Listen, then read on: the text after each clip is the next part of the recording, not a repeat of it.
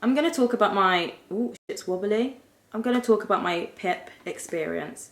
PIP is Personal Independence Payment. It used to be, what did it used to be? Disability something allowance, maybe? I don't know. But it's called PIP now, and we're going to get into it a touch. So this was the PIP assessment over the phone. I was supposed to have this a few weeks ago, maybe like 6 weeks ago, maybe, I'm not sure. But they called like 2 hours late, and I wasn't quite expecting that, and I missed it. They do say to keep your phone on you, like, because they might be like half an hour late, but like, time was moving, and if I'm honest, I just actually forgot after a while. So I missed it, and they sent me another letter to say like that we could reschedule it. Which honestly, I thought that if you miss your PIP appointment, that's it. I thought they were quite savage with it, so I was quite pleasantly surprised. They just got me another appointment. I wasn't really too fast, like I wouldn't have minded if they didn't. Anyway, had the appointment. So like, yeah, it was an hour long. And I know there's like loads of videos online, like TikTok and stuff about people's experiences, but like, it's proper serious, and I'm gonna try and be a bit serious about it. So this hour assessment is essentially dissecting your capability to function. And yeah, it's really dehumanizing, devaluing. I honestly was so embarrassed talking about it. So yeah, trigger warning, I'm going to be talking about eating disorders, and I'm going to be talking about depression and all of that standard. The hardest part for me, so like, I don't even really remember too heavy, because like 10 minutes in, we're talking about like what I'm doing at the moment. Like I'm feeling quite, you know, it's quite nice to talk about, you know, I'm going to get back into studying and start continuing my personal processes with like where I'm going. And then we get on to like my conditions. Now, I'm not here for the PIP assessment. I think it's really fucking gross. And that might sound a bit dramatic, but it's just not. Like, and it's not the woman's fault on the phone, and if I'm honest, she handled me very well. I was quite, again, pleasantly surprised, because I've had experiences in the past where like call handlers just ain't the best. And I got triggered. I got so damn triggered to the point that I couldn't even rationalise my brain and calm myself down. Though as we continued through the assessment, like I naturally did, you know. So she asked me what conditions I have, and diagnosis-wise, I have depression, anxiety, and bulimia. And listen, I've not spoken about eating disorders or my eating disorder properly, because this is like, it's quite a lot for me. I can talk about depression very easily because I've had it for years and years and years and years, and I've talked about it for years. But an eating disorder, that's like a different realm. And it was only kind of the beginning of the year where I sought help, where I got help, which I'm still waiting for. Anyways, woman's like, and what are the symptoms of your eating disorder?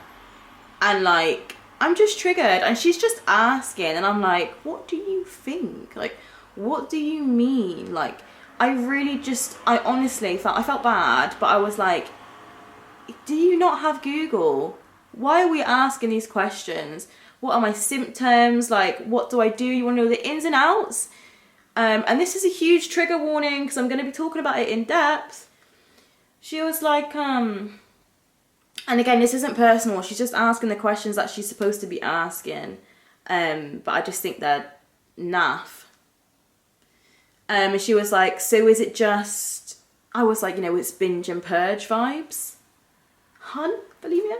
And restrictive. And guys, like, she just asked, so is it like, you know, you eat too much and then purge? Or is it, and I was like, listen, I binge, I feel fucking disgusting, and then at the end of the day, I can't fathom that I've put all of this shit in my body and I just want it out. And that's real talk, you know. And that must have been deep for her to hear, yeah, but like, real talk, I was in a way, I was like really emotionally in a way, and I was really trying to be composed, but I don't talk about my eating disorder much, especially when it's not on like my own terms, in the sense of like going into detail. I just wasn't expecting that. Which then kind of threw me off to answering the questions, and I was very quite erratic, and just like my heart was going. I just wanted the call to end, but that was like 10 minutes deep, I'm not gonna lie. And it just made me think at the end of the call, I thanked her for her patience, because I wasn't in a way. I don't know, the mental health thing obviously is just a bit different in their realms. So I finished the assessment, and she's just kind of like, we'll let you know what you'll get a letter within like a decision within like 8 weeks. And she just said, good luck on whatever the decision is. And when she said that, I just thought, I'm not going to get it. I'm not going to get PIP, and that's fine. And I've already decided the ending, and that's not true, or, I might get it. But this is the third time I've applied for PIP, and I'm kind of just preparing myself for the next opening of a letter, and it kind of say, you haven't been awarded, because I'm not expecting to be awarded it, even though I very much could do with the support temporarily. Do you know what I mean? But we'll see what happens. I can't predict the future. Who knows, they might give it to me. And yeah, I'm going to be a bit gutted, to be honest, if I don't get awarded it, because it's a bit of a process to go through to not have any kind of like outcome. And when I say a bit of a process, my last PIP video, I don't even know how long ago that was now, a few months ago, that was like near the start of the process. Do you know what I mean? Like, it's taken months. Weird. And I just want a bit of support whilst I try and like look after myself, somehow prioritise myself, whilst also being a parent and taking care of all of those responsibilities and studying. So yeah, I've got a lot of anger that come after that PIP assessment, because it triggered me in ways that I just was not quite expecting that I wouldn't be able to handle. I just really don't talk about my eating disorder stuff. And maybe I should have thought about that beforehand and pre-wrote it. It did make me think afterwards, though, maybe I should have had someone with me, because when I was in this heightened state, it's like a manic state, and I'm like, what did I even say? Like, what did we even go over? With the depression and stuff, it's just kind of the standard things of like, do you put on clean clothes? Do you brush your teeth? What's your personal hygiene like? Do you make meals? Blah, blah, blah. And it's just so hard to obviously, because they ask you like, in a week, how many meals do you make? Mate, I've got to do the maths first. 7 days in a week. I should have really 3 meals a day. And then I'm doing the maths and I'm thinking I've maybe had this many. Like, what the hell, bro? You're stressing me out. I'm already heightened talking about all this stuff. And then how many meals do you make in a week? Are you okay? That's actual maths. Yeah. I don't know. And when I don't know, I usually know. Basically, I feel like I've gone on an intense